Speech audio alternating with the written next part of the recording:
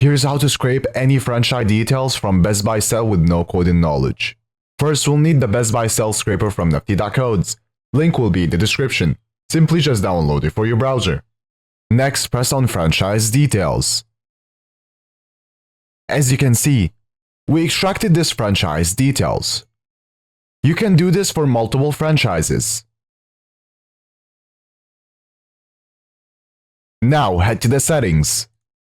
Now let's head to Stored Data. In here you will find all the data we scraped.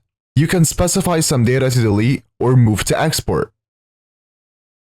Now to customize this, go to Customize, and then head to Franchise Details. In here you can change the data however you want. So for example, you can check some data. You can also change the order of the data, and also change the name.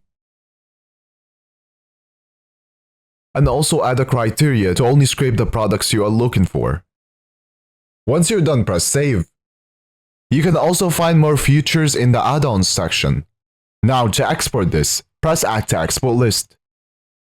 Then press Export. In here you can export it in many different ways. I will export it as HTML. After exporting, here is all the data we extracted.